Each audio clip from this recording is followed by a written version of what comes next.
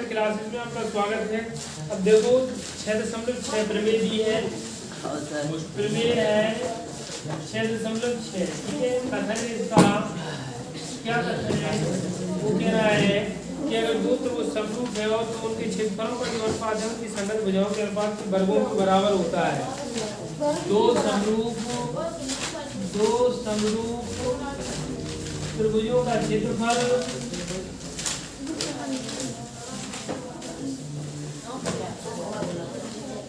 उनकी संगत भुजाओं के क्षेत्रफलों का अनुपात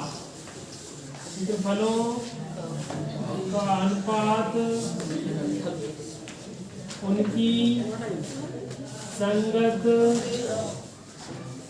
भुजाओं के वर्गों के अनुपात के बराबर होता है। ठीक है, ये लिखना है। ठीक है सर। ठीक है, दो त्रिभुज दे दो ABC और त्रिभुज PQR। ठीक है, दो त्रिभुज दे दिए। अब हम क्या करते हैं? हाँ, दिया है त्रिभुज ABC समरूप त्रिभुज PQ सिद्ध करना है। क्या सिद्ध करना है? कि त्रिभुज ABC का क्षेत्रफल बटे में त्रिभुज PQR का क्षेत्रफल बराबर AB स्क्वायर जी सिद्ध करना है बटे में AB स्क्वायर और PQ AB बटे PQ का होल स्क्वायर लिखो। AB बटे PQ का होल स्क्वायर BC बटे QR का होल स्क्वायर बराबर AC बटे PR का सिद्ध करना है। वैसे नाम हम क्या करते हैं? हम लंब डालते हैं। AM लंब BC बनाया, PM लंब QR खींचा। ठीक है, जी किया आपने AM और PM। ठीक है, देखो AM लंब BC तथा PN लंब QR बना। ठीक है, ये बना दिया। उपपत्ति में क्या करेंगे हम? उपपत्ति में हम त्रिभुज के क्षेत्रफल के सूत्र लगाएंगे। जी सर। त्रिभुज ABC का क्षेत्रफल बटे में त्रिभुज PQR का क्षेत्रफल का सूत्र होता है 1/2 आधार बना ऊंचाई 1/2 आधार क्या है इसमें? BC ऊंचाई MM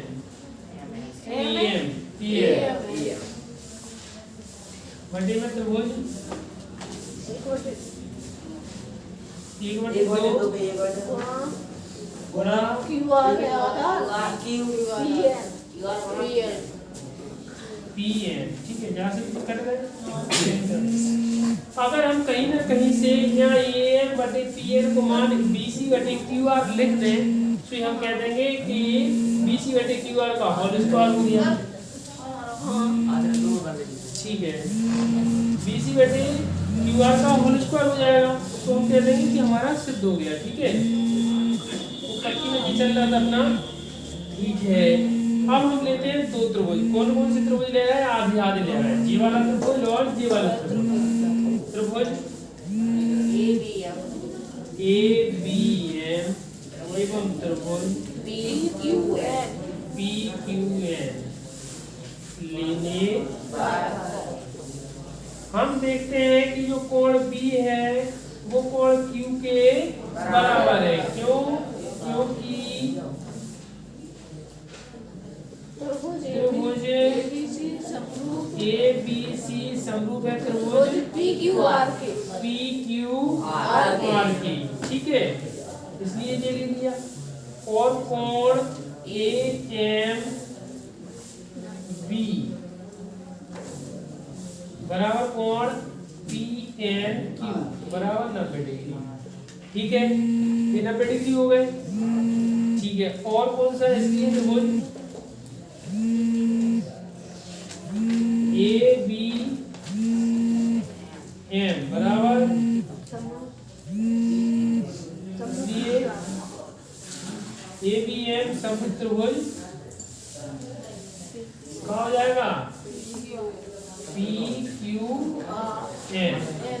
ये वाला त्रिभुज इस वाले त्रिभुज की कैसा हो जाएगा, समभुज हो जाएगा, इसलिए इसकी जो भुजाओं का अनुपात है वो इसकी भुजाओं के अनुपात के बराबर हो जाएगा। जी सर। इसलिए एम बटे में पी एन बराबर ए बी बटे में पी क्यू, ये हो गया, ठीक है। चूंकि ए बी सी समरूप है त्रिभुज पी क्यू आर, ये ए बी बटे पी क्यू बराबर बी सी बटे क्यू आर बराबर ए सी बटे पी आर, ठीक है। देखो ए बी बटे पी क्यू को मान, ए बी बटे पी क्यू को मान ए एम बटे पी एन है, या ए एम बटे पी एन को मान ए बी बटे पी क्यू है कि नहीं है, तो हम क्या लिख देंगे, चाहे समीकरण 2 मान लेंगे चाहे समीकरण 3 मान लेंगे। समीकरण 2 व 3 से क्या है कि एम का मान बटे पी एन बराबर ए बी बटे पी क्यू बराबर ए सी बटे पी आर, क्यू आर बराबर ए सी बटे पी आर। जो तुम्हें जरूरत पड़ गई वो लिख लो, ए एम बटे पी एन को मान ए बी बटे पी क्यू भी है, बी सी बटे क्यू आर भी है और ए सी बटे पी आर है। अब ए एम बटे पी एन का मान समीकरण 1 में रखने पर, समीकरण 1 क्या है, त्रिभुज ए बी सी का क्षेत्रफल बटे में त्रिभुज पी क्यू आर का क्षेत्रफल बराबर में क्या लिखा था, बी सी बटे Q R into A M बटे पी एन है, तो ए एम बटे पी एन का मान क्या रख दो, बी सी बटे क्यू आर है, सुझा की जगह बी सी बटे क्यू आर देख सकते, आगे चल के बी सी बटे क्यू आर का होल स्क्वायर हो जाएगा। अतः हम कह सकते हैं इसी प्रकार अन्य भुजाओं को भी हम सिद्ध कर सकते हैं। इसी प्रकार त्रिभुज ए बी सी का क्षेत्रफल बटे में त्रिभुज सी क्यू आर का क्षेत्रफल बराबर ए बी बटे C Q R whole square B C बटे क्यू आर का होल स्क्वायर ए सी बटे पी आर का कर दोगे, ठीक है। ये कि त्रिभुज एबीसी समरूप है त्रिभुज डीईएफ, दिया है त्रिभुज एबीसी समरूप है त्रिभुज डीईएफ, फिर वो कह रहा है इनके क्षेत्रफल, त्रिभुज एबीसी का क्षेत्रफल मान लो 64 सेंटीमीटर स्क्वायर है और त्रिभुज डीईएफ का क्षेत्रफल 121 सेंटीमीटर स्क्वायर, ठीक है। आगे देखो फिर वो कह रहे हैं कि ईएफ बराबर है, ईएफ बराबर 15.4, तो बीसी बराबर ज्ञात, हम जानते हैं कि समरूप त्रिभुजों के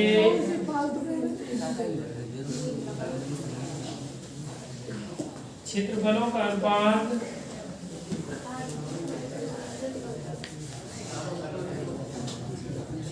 उनकी संगत भुजाओं के वर्गों के अनुपात के बराबर होता है, ठीक है, ठीक है सर। इसलिए त्रिभुज ए बी सी का क्षेत्रफल बटे में त्रिभुज डीईएफ का नहीं, यहाँ पर लिखा था BC बटे में EF का होल स्क्वायर। क्षेत्रफल में रखेंगे 64 बटे में 121 बराबर में BC का मान क्या है पता नहीं, EF का 15.4 का होल स्क्वायर। जब अपन होल स्क्वायर हटाएंगे तो क्या निकल जाएगी और 8 बचेंगे बराबर 20 बटे में 15.4 गुणा करें तो 8 गुणा 15.4 बटे में 11 बराबर 20 भाग दो 11 कम 11 11 देखो 44 4 32 इनकी 2 हाथ में 3 और 8 एकम 8 3 11.2 बराबर 20। तो 20 की लंबाई आ जाएगी 11.2 सेंटीमीटर। ठीक है, कर लो। तो चौथा प्रश्न दिया है, वो दिया है कि यदि दो समरूप त्रिभुजों के क्षेत्रफल बराबर हो तो सिद्ध कीजिए कि त्रिभुज सर्वांग सम होंगे। दिया है त्रिभुज ABC का क्षेत्रफल एवं बराबर त्रिभुज DEF का क्षेत्रफल। ठीक है, क्षेत्रफल बराबर दिए तो सिद्ध करना है कि त्रिभुज ABC सर्वांग सम त्रिभुज DEF। ठीक है जी, अपने क्या करना है सिद्ध करना है, बाद में उतार लेंगे। उत्पत्ति में क्या करते हैं हम जानते हैं कि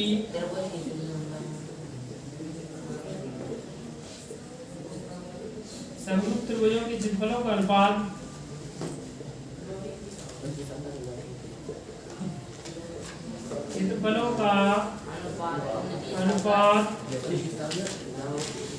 उनकी संगत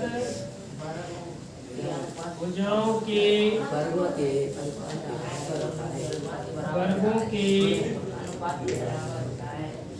अनुपात के बदगति भैया, तो वर्गों के अनुपात के बराबर होता है। ठीक है, ये हो गया। तो त्रिभुज ABC का क्षेत्रफल बटे में त्रिभुज DEF का क्षेत्रफल बराबर AB बटे में PED का होल स्क्वायर बराबर BC बटे में EF का होल स्क्वायर बराबर AC बटे में DF का होल स्क्वायर बराबर है। भुजा अनुपात है, अतः हम क्या कर सकते हैं, और चूंकि ये दो आपस में इनका क्षेत्रफल क्या है बराबर, तो हम त्रिभुज ABC का क्षेत्रफल बटे में त्रिभुज ABC का क्षेत्रफल कर सकते हैं। काय कर सकते हैं, काय के जो DEF का क्षेत्रफल बराबर में है ABC का क्षेत्रफल, तो ये बराबर है ना। हाँ तो जब जागी पड़ रही के जो लिखने हैं तो जागी पड़ रही जा लिखने तो जा DEF की जगह ABC लिख दो, काय के काट तो सकते नहीं, समझ रहे हैं।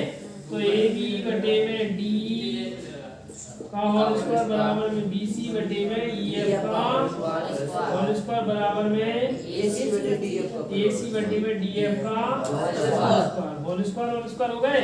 अब देखो ये एक लिखे पक्षांतर करें जैसे अपन, तो AB बटे में DE का होल स्क्वायर बराबर ये कर लो, तो AB बटे में हो जाएगा DE स्क्वायर हटे तो तो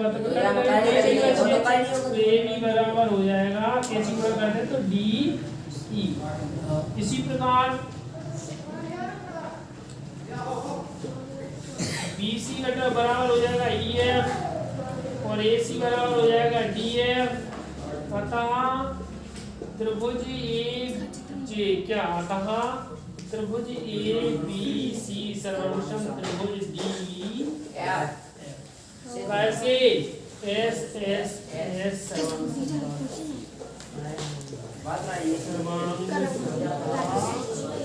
से कर लो।